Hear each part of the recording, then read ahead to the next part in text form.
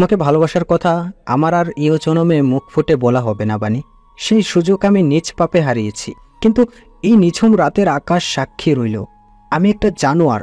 এটা যেমন সত্য, ঠিক একইভাবে আমি তোমার ভালোবাসায় আহত, এটাও ধ্রুব সত্য। 10 জন যুবক পাথরের মূর্তির ন্যায় শটান দাঁড়িয়ে রয়েছে। তাদের ঠিক সামনেই দাঁড়িয়ে রয়েছে তাদের দলনেতা আব্রাহাম। সকলের কাঁধেই রয়েছে ব্যাকপ্যাক। দেখে যে কেউ মনে করবে একদল ভার্সিটি পড়ুয়া যুবক বোধহয় ভ্রমণ যাত্রায় বের হওয়ার জন্য তৈরি হয়েছে। যদি তারা জানতো তাদের উদ্দেশ্যটা কত ভয়ঙ্কর, এ কোনো ভ্রমণ যাত্রা নয়, বরং মরণ যাত্রা, যেখানে মানুষ মারে মানুষ মরে। শমশের মজুমদারের আলিশান বাড়ির ত্রিসীমানার ভেতর এই মুহূর্তে আব্রাহাম সহ তার সঙ্গীদের অবস্থান। অপেক্ষায় পথ চেয়ে আছে তারা শমশের মজুমদারের। অবশেষে তাদের অপেক্ষার পালা শেষ হয়।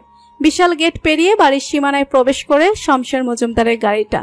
গাড়ি হতে নেমে শমশের মজুমদার মুখে স্বভাবসুলভ হাসি বজিয়ে রেখে আব্রাহামের দিকে এগোয়। আব্রাহাম রাশভারী স্বরে শুধায়, আমরা প্রস্তুত স্যার। শমশের মজুমদারের হাসির রেখা দীর্ঘ হয়। তিনি এগিয়ে গিয়ে আব্রাহামের কপালে চুমু খেয়ে বলে, আমি জানি তুমি আমার মান রাখবে। আব্রাহাম মৃদু উৎসুক গলায় প্রশ্ন করে, হিরণ স্যার, ওনারা উপস্থিত থাকার কথা ছিল। শমশের বিশ্রী হাসি আঁকে আব্রাহামের কথার পেটে, রহস্যময় গলায় বলে, হিরণের কাছে আজকাল মিশনের থেকে পরিবার বেশি গুরুত্বপূর্ণ হয়ে গিয়েছে, হয়তো সেখানেই সময় দিচ্ছে। আব্রাহাম আর এই ব্যাপারে কথা বাড়ায় না। সে বিদায় নিয়ে প্রস্থান করতে শমশের মজুমদার তার সাথে দাঁড়িয়ে থাকা যুবকের পানে তাকায়। ছেলেটার নাম মানিক, শমশের মজুমদারের বিশ্বস্ত ডানহাত। শমশের মজুমদার পর্যন্ত সকল তথ্য পৌঁছে দেওয়ার দায়িত্বে নিযুক্ত রয়েছে সে। শমশের ভুরুকুটি করে প্রশ্ন করে, কি ব্যাপার মানিক, হিরণের এখানে উপস্থিত না থাকার কারণ কি?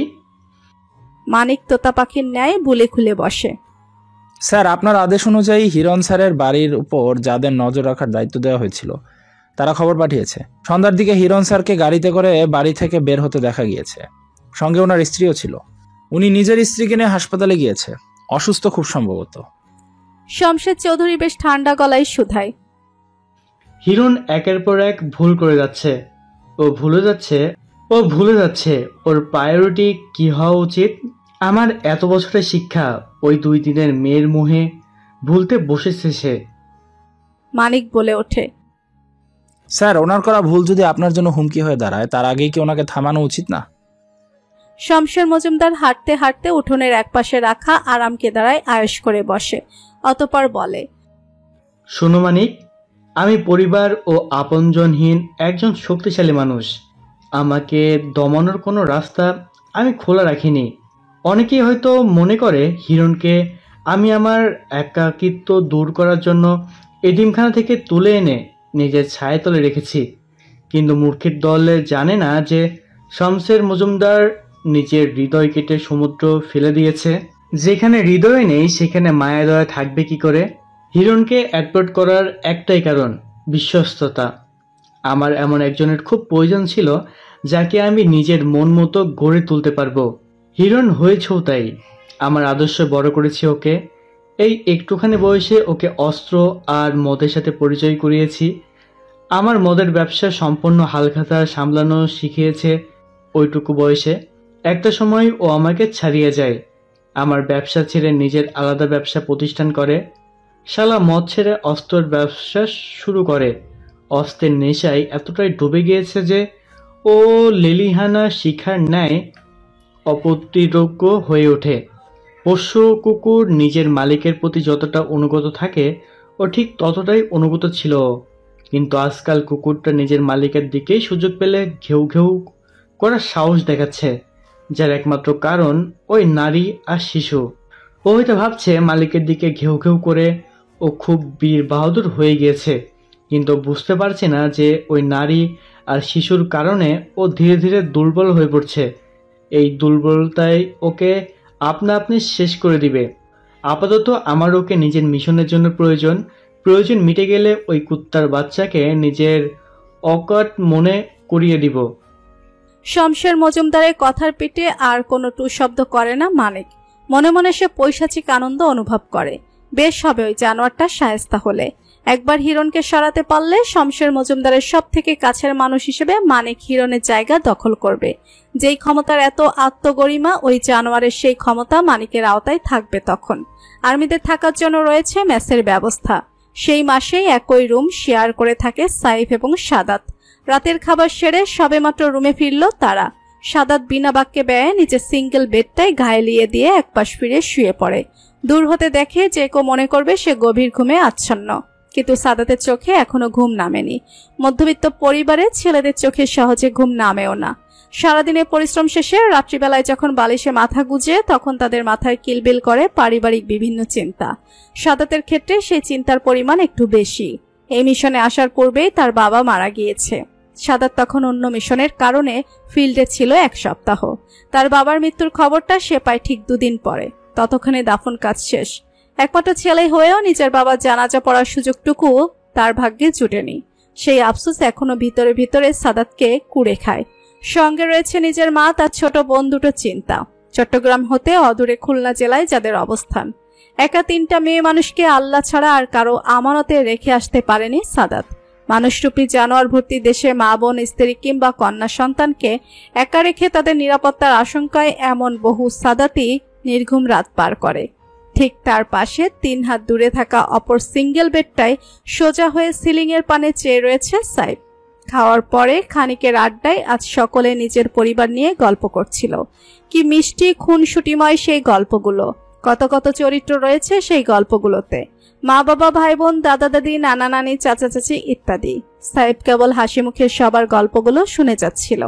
আচমকা রিদন প্রশ্ন করে ওঠে, কিরে সাইফ মামা, তোর ফ্যামিলির সম্পর্কে আমার কিছুই জানি না। তোকে কখনো বাসায় কল করতেও দেখিনি। তোর ফ্যামিলি কই থাকে?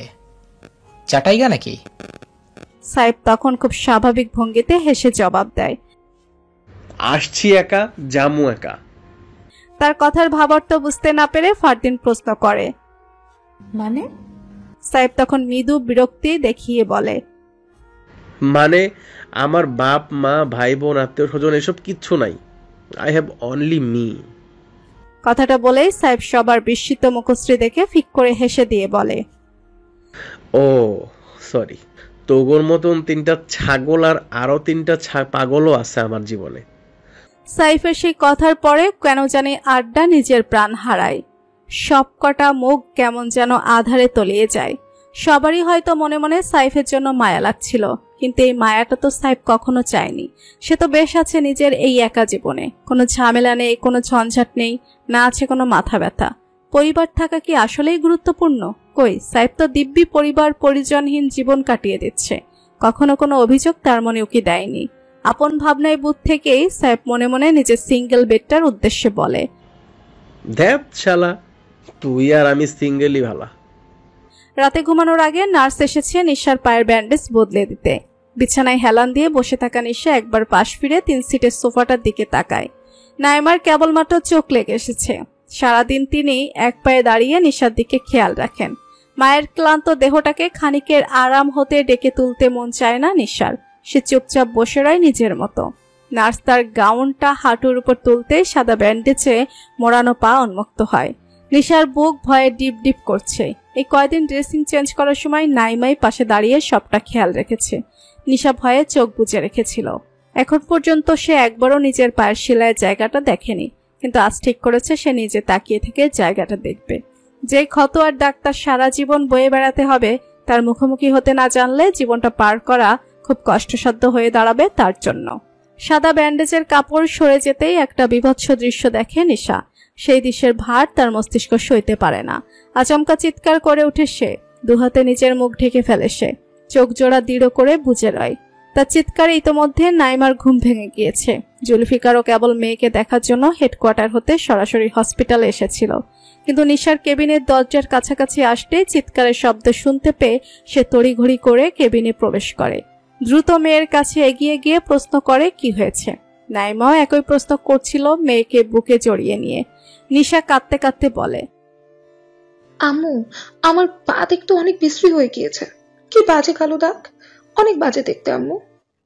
আসল কারণ বুঝতে পেরে নাইমা আর জুলফিকার দুজনেই হৃদয় ব্যাকুল হয়ে ওঠে। জুলফিকার চোখের ইশারায় নার্সকে বলে দ্রুত ড্রেসিং সেরে বেরিয়ে যেতে। নার্স নিজের কাজ সেরে চলে যায়। নিশা তখনও মুখ ঢেকে হাউমাউ করে কাঁদছে। মেয়ের কান্না দেখে নাইমাও আর স্বাভাবিক থাকতে পারে না। মায়ের মনে হানা দেয় অদ্ভুত সব চিন্তা। মেয়ে মানুষের শরীরে দাগ থাকাটা কোনো অভিশাপের থেকে কম নয়। এই শিলায়ের দাগ যে কোনোদিন যাবে না সেই বিষয়ে ডাক্তার নিশ্চিত করেছে। যদি অন্য উপায় আছে, সেটা হলো প্লাস্টিক সার্জারি। নাইমা কান্নারত গলায় বলে, আম্মু এই দাগ দূর করে দিব মা। আমি দ্রুতই সব থেকে ভালো প্লাস্টিক সার্জারিশিয়ান খুঁজে বের করব। প্রয়োজন পড়ে তো দেশের বাইরে নিয়ে যাব, তুমি চিন্তা করো না। নাইমার কথায় জুলফিকারের মেজাজ চড়ে যায়। সে গরম গলায় বলে, আজে বাজে কথা বলা বন্ধ করো। ওইসব করতে গেলে ইনফেকশনের হাই রিস্ক আছে, তা কি তুমি জানো না? তো কি আমার মেয়ে সারা জীবন এই দাগ সহ্য করবে? মেয়েটা জানে বেঁচেছে নাইমা, সেটার জন্য শুকরিয়া আদায় করো। নাইমা এবার নিশাকে ছেড়ে চেঁচিয়ে ওঠে, তুমি সবসময় একজন অযোগ্য পিতাই হয়ে রয়ে যাবে জুলফিকার। মেয়েকে বিয়ে দিতে গেলে এসব নিয়ে কত ঝামেলা হতে পারে সেই চিন্তা তোমার মাথায় আছে? তুমি এসব না ভাবলেও আমি ভাবি। নিশা কান্না থামিয়ে ফোলা ফোলা চোখ মেলে দেখতে থাকে নিজের আম্মু আব্বুর তাকে নিয়ে ঝগড়া। জুলফিকারও একইভাবে চেঁচিয়ে ওঠে, হ্যাঁ, খুব ভালো। তুমি তোমার ভাবার নমুনা আমি দেখতে পাচ্ছি। আমি কোনো অশিক্ষিত পাত্রের হাতে আমার মেয়েকে তুলে দিব? কেবলমাত্র অশিক্ষিতদের এইসব নিয়ে মাথা ব্যথা থাকবে। নাইমা ও জুলফিকারের এই কথা কাটাকাটি চলতেই থাকে। ভুলে যায় তারা কেবিনে উপস্থিত আরেকজন মানুষের অস্তিত্ব। নিশা আচমকা আবার ডুকরি কেঁদে ওঠে। সবকিছু অসহ্যকর ঠেকছে তার কাছে। দম বন্ধ লাগছে তার। কেমন হতো যদি নিশার অস্তিত্বই না থাকতো? তাহলে নিশ্চয়ই আব্বু আম্মু ঝগড়া করার কোনো কারণ খুঁজে পেত না আর। কারণ তাদের সব ঝগড়াই হয় নিশাকে ঘিরে। নিজের ব্যক্তিগত রুমটায় প্রবেশ করতেই দুর্জা এগিয়ে গেল কাঠের তৈরি আলমারির দিকে। আলমারির একপাশের দরজাটা খুলতেই তার চোখের সামনে দৃশ্যমান হলো দরজার ভেতরের অংশে কাঠের সাথে অতি সুনিপুণ কায়দায় আটকে থাকা আয়তকৃত ছবিটি। দুর্জয়ের অতি ব্যক্তিগত এবং ভালোবাসার 3 জন মানুষকে ছবিটাতে বন্দী করা হয়েছে। ছবিটার পানে দুদণ্ড তাকাতেই দুর্জয় প্রচন্ড ক্লান্ত অনুভব করে। বুকটাও বেদম ভারী অনুভূত হচ্ছে। এই ভার বয়ে বেড়ানো হতে সাময়িক বিরতি নিতেই বোধহয় সে আলমারির সেই তাকের ভেতর হতে মোটা কাপড়ে আবৃত একটা বাদ্যযন্ত্র বের করে। অতি সাবধানে সেই কাপড়ের ভেতর হতে কালো রং বাদ্যযন্ত্রটা বের করে 4 দেয়ালে আবদ্ধ রুমটার ভেতর একটা কাউচে বসে সে। অতি যত্নের সহিত কালো বাদ্যযন্ত্রটাকে নিজের কোলে বসিয়ে সুকৌশলে তাতে নিজের 2 হাতের সাহায্যে সুর তোলে। গম্ভীর স্বর ছেড়ে খালি গলায় আওড়ায়, ঘুনে খাওয়া মেঘে কালো হয়ে যায় হৃদয় যখন, একা একা শুধু অকারণে ঝরে বৃষ্টি এমন।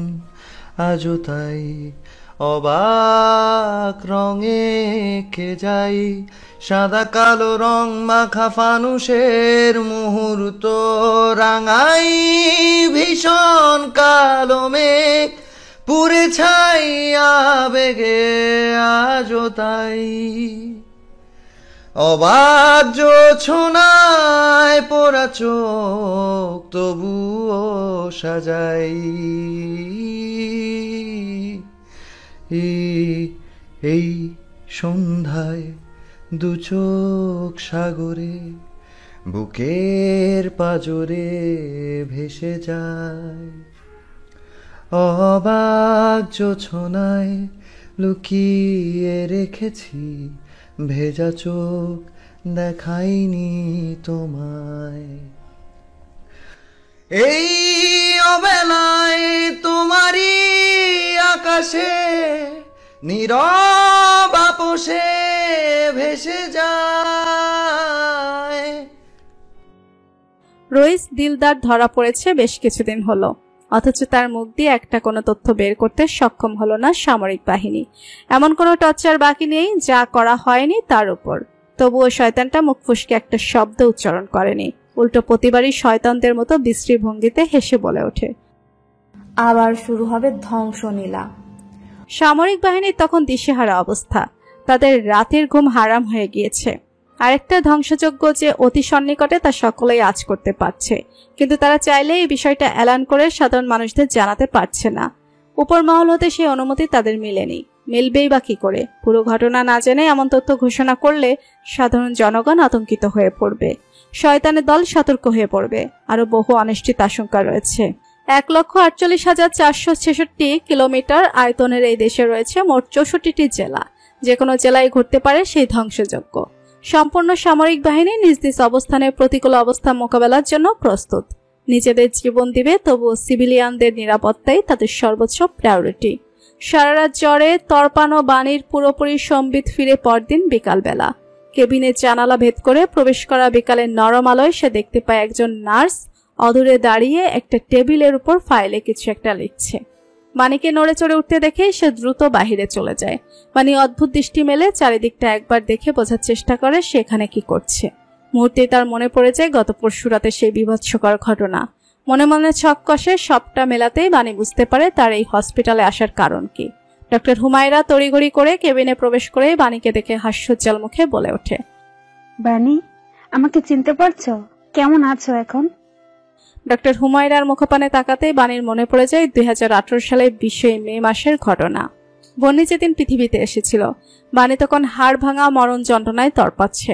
চট্টগ্রাম শহরটা তখন কালবৈশাখীর প্রভাবে বিদ্যুৎ বিচ্ছিন্ন অবস্থায় অন্ধকারে তলিয়ে। বজ্রপাতের তুলনায় অধিক উচ্চ স্বরে বাণী চিৎকার করছিল। তার প্রতিটা চিৎকারে হয়তো হিরণের বাড়ির প্রতিটা ইট নিজেদের কান চিপে ধরেছিল। জীবন মৃত্যুর সেই রাতে এই মহিলাটা নিজের সর্বোচ্চ চেষ্টা চালায় মা ও সন্তানকে বাঁচানোর। যেখানে বাণী নিজেই গর্ভের শিশু সহ নিজের মৃত্যু কামনা করছিল, সেখানে এই মহিলা যেন কোনো দেবদূতের ন্যায় সেদিন বাঁচিয়ে নেয় দুটো প্রাণ। বাণী অতীত হতে ফিরে এসে মলিন মুখে মৃদু মাথা নেড়ে বুঝায় যে সে হুমায়রাকে চিনতে পেরেছে। হুমায়রা এগিয়ে এসে বাণীর কপালে হাত রেখে নিজের পিছু পিছু আসা নার্সকে প্রশ্ন করে, লাস্ট কখন টেম্পারেচার চেক করেছো? 15 মিনিট আগে ম্যাডাম। কত ডিগ্রি? 102 ডিগ্রি এখন। হুমায়রা বাণীর দিকে তাকিয়ে হেসে শোধায়, তোমার যে অবস্থা ছিল আমি তো ভয় পেয়েই গিয়েছিলাম। লক্ষণগুলো নিউমোনিয়ার সাথে মিলে যাওয়ার সেই অনুযায়ী টেস্ট করানো হয়। আল্লাহর শুকরিয়া যে রিপোর্টে সেরকম কিছু আসেনি। কি একটা কাণ্ড ঘটিয়েছ বলো তো? এই সিজনে এতক্ষণ বৃষ্টিতে কেউ ভিজে নাকি? কথাটুকু শেষ করেই হুমায়রা স্যালাইনের ড্রিপটা চেক করতে ব্যস্ত হয়ে পড়ে। বাণী নীরবে হুমায়রার দিকে তাকিয়ে রয়। কি অদ্ভুত, মহিলা নিজের কথা দ্বারা কি বোঝাতে চাইছেন? বাণীর এই অবস্থার জন্য সম্পূর্ণভাবে বাণী নিজেই দায়ী? দোষটা সম্পূর্ণ বাণীর? বাণীর তরফ থেকে কোনো উত্তর না পেয়ে হুমায়রা বেশ স্বাভাবিক ভঙ্গিতে বলল, হিরণ সাহেব বাহিরেই আছেন, ডেকে দিব? হিরণের নামটা শুনতে বাণীর মরে যেতে ইচ্ছে হলো। এই লোকের মুখোমুখি সে হতে চায় না, সে মোটেও প্রস্তুত নয়। হিরণের মুখোমুখি হলে বাণী নিজেকে স্বাভাবিক রাখতে হিমশিম খাবে, উম্মাদের ন্যায় আচরণ শুরু করবে। অতঃপর হয়তো হিরণ রেগে গিয়ে আরো একবার এই হসপিটালেই না আর কিছু ভাবতে পারে না বাণী। সে ভাঙা গলায় শুধায়, বন্নি কোথায়? ডক্টর হুমায়রা মিষ্টি হেসে বলে, ও বাসায় আছে। আমি আমার মেয়ের সাথে কথা বলতে চাই। বাণীর এক বাক্যের আবদার শুনতেই হুমায়রা নাচ সহ বেরিয়ে যায়। কিছুক্ষণ পর হিরণের ফোন হাতে একা ভিতরে প্রবেশ করে। ফোনটা বাণীর দিকে এগিয়ে দিয়ে ইশারা করে, অর্থাৎ বন্নি লাইনেই আছে। বাণী নিজের দুর্বল হাতে ফোনটা নিয়ে কানে চেপে ধরে নরম স্বরে শুধায়, মা। বন্নি অপর পাশ হতে প্রফুল্ল গলায় চিৎকার করে ওঠে, মাম্মাম। বন্নি, মা আমার, তুমি খেয়েছো? হ্যাঁ মাম্মাম, এবার চাচু আমাকে নিজে হাতে খাইয়ে দিয়েছে। আমার সাথে মুভিও দেখেছে, আমরা অনেকক্ষণ প্লে করেছি। বাণী চোখ বুজে প্রশান্তি নিঃশ্বাস ছাড়ে। অবশ্য এটা হওয়ারে ছিল। তার অনুপস্থিতিতেও ওই বাড়িতে তার মেয়ের কোনো অযত্ন হওয়ার সুযোগ নেই, কারণ সেই সাহস নেইও। বন্নি প্রশ্ন করে, তুমি এখন ঠিক আছো মাম্মাম? হ্যাঁ মা, আমি তাড়াতাড়ি চলে আসবো তোমার কাছে। তুমি ইবাদ চাচুকে বিরক্ত করো না, গুড গার্ল হয়ে থাকো। বন্নির সঙ্গে কথা শেষ হতেই বাণী হুমায়রাকে প্রশ্ন করে, কখন ডিসচার্জ করা হবে আমাকে? আগামীকাল সকালে ডিসচার্জ করে দেব। বাণী ফোনটা হুমায়রার হাতে দিয়ে শান্ত স্বরে বলে, আমি যত দ্রুত সম্ভব নিজের মেয়ের কাছে ফিরতে চাই। হুমায়রার আর কোনো টুশব্দ করে না। সে নীরবে কেবিন থেকে বেরিয়ে এসে হিরণের মুখোমুখি দাঁড়ায়। হিরণ নিজের ফোনটা পকেটে ভরে নিয়ে প্রশ্ন করে, কি বলল? যত দ্রুত সম্ভব বহিনীর কাছে যেতে চাও। হিরণ ম্লান হাসে। সে ইচ্ছে করেই বাণীর জ্ঞান ফেরা সত্ত্বেও তার সামনে যায়নি। অবশ্য যাওয়ার মুখও নেই তার। পাছে আবার বাণীর রেগে কিছু একটা করে বসে। বাণীর আপাতত সব থেকে বড় মেডিসিনই হচ্ছে বন্নি। মেয়েকে বুকে নিলেই কেবল সে শান্ত হবে। হিরণের ভাবনার মধ্যেই তার ফোনের নোটিফিকেশন টুংটাং শব্দ করে বেজে ওঠে। হিরণ ফোন বের করে মেসেজটা ওপেন করতেই দেখে গোটা ইংরেজি শব্দে লেখা একটি বাক্য, meet me at 8 PM in my house. মেসেজের উপর শমশের মজুমদারের নামটা দেখে কিছুক্ষণ সেই পানে তাকিয়ে রয় হিরণ। গতকাল তার শমশের মজুমদারের সাথে দেখা করার কথা ছিল, কিন্তু আচানক বাণীর শারীরিক অবস্থার অবনতির ফলে সে যাওয়ার সুযোগ পায়নি। কিন্তু আজ অবশ্যই যেতে হবে। হিরণ ফোনটা পকেটে চালান করে দিয়ে হুমায়রার উদ্দেশ্যে বলে ওঠে, আমার লোকরা এখানে আছে, কোনো প্রয়োজন হলে just give me a call and take a good care of পানি। নরম বিছানায় গা এলিয়ে শুয়ে আছে পানি। শূন্য দৃষ্টি মেলে তাকিয়ে আছে তার রুমে অবস্থানরত নার্সের দিকে। মেয়েটাকে যে তার পাহারা দেওয়ার উদ্দেশ্যে এখানে রাখা হয়েছে তা নিয়ে বাণীর কোনো সন্দেহ নেই, তবে তার মাথায় চলছে অন্য পরিকল্পনা। এটাই এক মোক্ষম সুযোগ। হসপিটালের মতো একটা জনমানবপূর্ণ জায়গা, তার উপর আবার হিরণ নাকি বাসায় গিয়েছে, রাতে ফিরবে বলে জানিয়েছে। সব মিলিয়ে উপরওয়ালা যেন স্বয়ং বাণীর জন্য পথ খুলে দিলেন। ভাগ্যিস বাণী তখন বলেছিল যে সে দ্রুত বন্যের কাছে ফিরতে চায়। হিরণের কান পর্যন্ত নিশ্চয়ই এই কথা পৌঁছেছে। হিরণ তার মানে এখন এই ব্যাপারে আশ্বস্ত যে বাণীর ইচ্ছা হলো ঘরে ফিরে যাওয়া। তা ভেবে হিরণ এখন এদিকে তেমন একটা মাথা ঘামাবে না, আর সেই সুযোগটাই বাণীর কাজে লাগাতে হবে। তবে তার পূর্বে বাণীর এই কেবিনের বাহিরের পরিস্থিতি পরখ করতে হবে। কিন্তু তা কিভাবে করবে সে? শমশের মজুমদারের আলিশান বাড়ির লিভিং রুমের বিশাল ঝাড়বাতির নিচে পায়ের উপর পা তুলে বসে রয়েছে হিরণ। তার পরনে এখন ফর্মাল প্যান্ট, শার্ট ও কোট। তার মুখোমুখি ঠিক অপর পাশের সোফাটায় বসে রয়েছে শমশের মজুমদার, যিনি আপাতত বেশ আয়েশ করে নিজের হাতের কাপে থাকা মালাই চায়ে চুমুক বসাতে ব্যস্ত। হিরণ স্বাভাবিক গলায় প্রশ্ন করে, আব্রাহামের সাথে কথা হয়েছিল? শমশের মজুমদার হাতে চায়ের কাপটা কাচের টি টেবিলের উপর রেখে বলে, কথা হয়েছে। কালকের মিটিংয়ে তোমায়ও উপস্থিত থাকার কথা ছিল, প্রয়োজনীয় অস্ত্রসহ। সেই অস্ত্রগুলো ওদের বুঝিয়ে দেওয়ার দায়িত্ব তোমার ছিল, যা পালন করতে তুমি ব্যর্থ হয়েছ। হিরণ নিজেকে স্বাভাবিক রাখে, বোঝার চেষ্টা করে শমশের মজুমদারের কথার দিক। অতঃপর শান্ত গলায় বলে, আমি অস্ত্র সাথে করে নিয়ে এসেছি, আপনি এগুলো আব্রাহামদের কাছে পৌঁছানোর ব্যবস্থা করুন, বাকিটা আমি ওকে ফোনে বুঝিয়ে দিব। কথাটা বলে হিরণ চোখের ইশারা দিতেই তার অধীনভূত একজন একটা বিশাল সুটকেস এনে টি টেবিলের উপর রাখে। ব্যাগের চেন খুলতেই দেখা যায় ব্যাগ ভর্তি অসংখ্য বিদেশি অস্ত্র। এই অস্ত্রগুলো হিরণের কোম্পানির তৈরি নয়, সে খাসভাবে বিদেশ হতে আনিয়েছে এগুলো আনাতে তার কম কাঠখড় পোহাতে হয়নি। অস্ত্রগুলো দেখতেই শমশের মজুমদারের চোখ চিকচিক করে ওঠে। সেই দৃশ্য দেখে হিরণ বাঁকা হাসে। তার আর এখানে কোনো কাজ নেই আপাতত, তাই সে নীরবে উঠে আসছি বলে চলে যাওয়ার জন্য পা বাড়ায়। ঠিক সেই মুহূর্তে শমশের মজুমদার বলে ওঠে, শুনলাম বৌমা নাকি অসুস্থ, গুরুতর কিছু না হয় আশা করি। হিরণের পা থেমে যায়। শয়তানটা তবে তার উপর নজর রাখিয়েছে। মনের রাগটা চেপে গিয়ে হিরণ পিছনে ফিরে স্বাভাবিক গলায় বলে, সামান্য জ্বর শুধু। শমশের হেসে চায়ের কাপে ফের চুমুক দেওয়ার আগে বলে ওঠে, দেখে রেখো বৌমাকে, কারণ যে হাসপাতালে বৌমাকে অ্যাডমিট করিয়েছ সেই হাসপাতালে 8ম তলায় লেফটেন্যান্ট কর্নেল জুলফিকার মুস্তাফের মেয়েও রয়েছে। অপ্রত্যাশিত খবরটা শুনতে পেয়ে হিরণ অবাক হয়। জুলফিকার মজুমদার মেয়ে মানে? হসপিটালে সামরিক বাহিনীর আনাগোনা রয়েছে তাহলে? এত বড় তথ্যটা শমশের মজুমদার জেনেও চুপ করেছিল। আর হিরণের লোকেরা, তারা কি অন্ধ নাকি? একজনেরও চোখে পড়েনি বিষয়টা? প্রশ্নগুলো ভাবতে ভাবতেই হিরণ দ্রুত পা চালায়। তার এই মুহূর্তে হসপিটালে পৌঁছাতে হবে।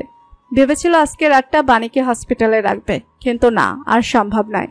হিরণ বেরিয়ে যেতেই শমশের মজুমদার একা একাই কুটিল হাসে। বেশ মজার খেলা তো। পোষ্য কুকুরের সাথে খেলারও অন্য এক মজা আছে। তীব্র উৎকণ্ঠায় ঢোক গেল বাণী। অন্ধকার কেবিন রুমে দরজার আড়ালে লুকিয়ে থাকা দেহটা যেন নড়তেও ভুলে গেছে। দরজার বাহিরে এক ঝাঁক পায়ের দৌড়ের শব্দ কানে পৌঁছাতেই সে নিজের নিঃশ্বাসটুকু আটকে ফেলল। যদি তার নিঃশ্বাসের শব্দ কেউ টের পেয়ে যায়? পদধ্বনি ক্ষীণ হয়ে আসতে আসতে একটা সময় দরজার বাহিরের জায়গাটা সম্পূর্ণ নিস্তব্ধ শোনা যায়। বাণী তখন পরিকল্পনা অনুযায়ী ধীরে ধীরে দরজার নব ঘুরিয়ে কেবিনের বাহিরে উঁকি মারে। সম্পূর্ণ করিডোর শূন্য। কিছুক্ষণ আগের শক্ত নিরাপত্তার টিকিটুকুও এখন নেই। কি করতে চলেছে ভেবেই ভয়ে বাণীর শির দ্বারা বেয়ে ঘাম চুইয়ে পড়ে। আকাশটাও কেমন গুমট স্বরে ডাকছে। বাণী আর অপেক্ষা করে না, দ্রুত পা চালিয়ে সে চলে যায় ইমার্জেন্সি ফায়ার এক্সিট ওয়ের দিকে। ইচ্ছে করেই নিজের গায়ের জামা বদলে সে একটা হসপিটাল গাউন পরে নিয়েছে, যেন সহজে কারো নজরে না পড়ে। শুকনো চুলগুলো দিয়ে যথাসম্ভব নিজের মুখ আড়াল করে রাখার চেষ্টা করছে সে। ইমার্জেন্সি ফায়ার এক্সিট ওয়েটস দরজা পেরিয়ে সিঁড়ির কাছাকাছি গিয়ে সে যত দ্রুত সম্ভব পা চালায়।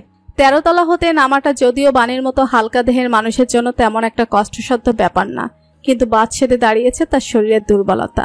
এই শরীর নিয়ে 9 তলায় নামতেই সে হাঁপিয়ে ওঠে, কিন্তু থামলে চলবে না, তা দ্রুত নামতে হবে।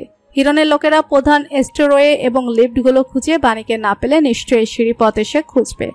ভাবনাটা মনে উকি দিতেই বাণী একটা বড় নিঃশ্বাস টেনে ফের সিঁড়ি ভেঙে নামা শুরু করে। প্রায় 15 মিনিটের মাথায় বাণী গ্রাউন্ড ফ্লোরে এসে নামে, কিন্তু বের হয়ে মেইন এন্ট্রান্সের দিকে যেতে নিয়েই বাণী দ্রুত ফিরে আসে। হিরণের লোকেরা ছড়িয়ে ছিটিয়ে আছে সাধারণ মানুষের ভিড়ে, এদের টেক্কা দিয়ে এখান থেকে পালানো মোটেও সম্ভব নয়। বাণী মুহূর্তে অস্থির হয়ে পড়ে। এবারও কি ব্যর্থ হবে সে? হিরণ তার কাছে কি খবর পৌঁছে গিয়েছে? ধরা পড়লে হিরণ আবারও কি তার সাথে একই কাজ করবে? সম্ভাবনাগুলো মস্তিষ্কে উকি দিতেই বাণী দুর্বল হয়ে পড়ে, দেয়ালে পিঠ ঠেকিয়ে জোরে নিঃশ্বাস নেয়। তখনই আচমকা তার দৃষ্টি পড়ে নিচের দিকে চলে যাওয়া সিঁড়ির দিকে।